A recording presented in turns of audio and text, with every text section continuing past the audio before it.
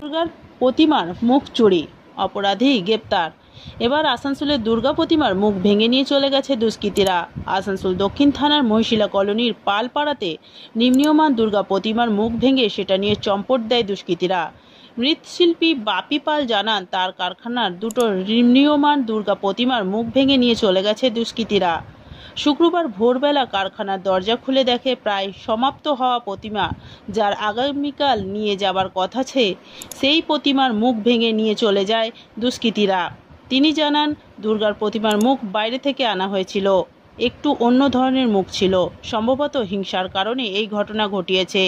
তবে দুষ্কৃতীকে ধরা হয়েছে এবং পুলিশের হাতে তুলে দেওয়া হয়েছে। হরিরঞ্জন পাল নামে অন্য এক মৃৎশিল্পী জানান, ছেলেটা বিহারের বাসিন্দা, 3 মাস ধরে তার কাছে কাজ করছে। গতকাল তার কাছে পয়সা নিয়ে বাড়ি যায় রাত্রে। কখন এসে এই কাজ করেছে বলা মুশকিল, আর কারখানার গেট বন্ধ থাকে। নামটা জানে না কোথায়? হ্যাঁ হ্যাঁ, কে বলে? আর তো মনে হচ্ছে এখানটা ছিল। নাম চা বিস্কুট খেয়ে গেছে তুমি। ওর বউকে বলে দিল নিয়ে গেছে তোমার প্রাণ চলে আছে। এ নামও করো না।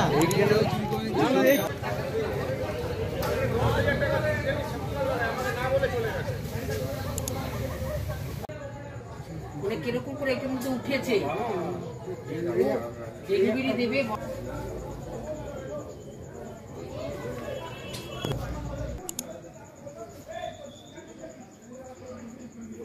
ভেঙে দিয়েছে। কালকেই আমার ডেলিভারি ঠাকুরটার পুরো ভেঙে মুখটা নিয়ে গেছে।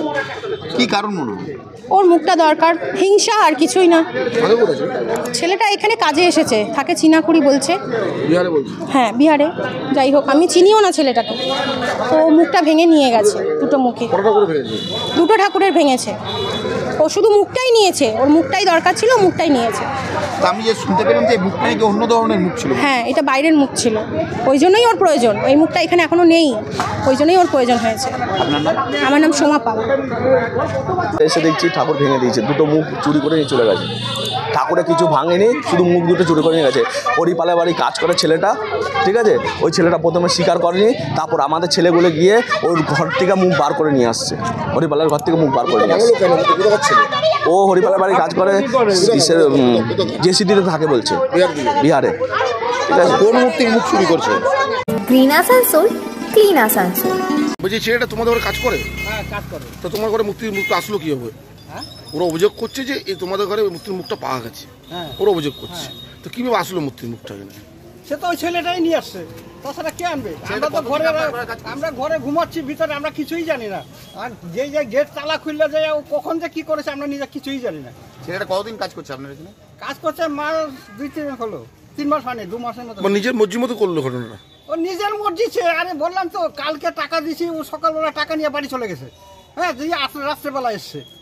আর সকালবেলা আইসা কাজে লাগার কথা, কাজে লাগায় আসে নাই।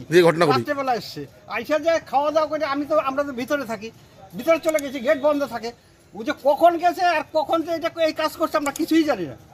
আপনার নাম? ভোরবেলা বাপি আইসা নাকি ওকে এখান থেকে নিয়ে গেছে, আমি তাও জানি না। আপনার নাম?